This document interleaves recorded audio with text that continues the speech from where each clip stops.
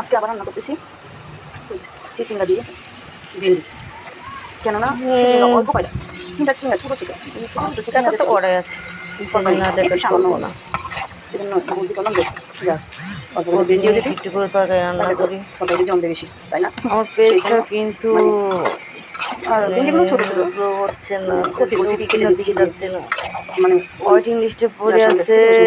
সবাই আমার এই আমার লাইক কমেন্ট করে এঙ্গেজমেন্ট বাড়াও বন্ধুরা। তোমরা এত কি আমি সবসময় জানি না, তোমরা যদি কোনো কিছু একটু পানিও করে হাজার হাজার লাইক হয়, আর আমি কিছু তাহলে আমার জানি না কি পাপের শাস্তি করতেছি, আল্লাহ পাক এখান থেকে বিদায় নিতে পারতেছে না। আল্লাহ হাফেজ, সবাই ভালো থাকেন।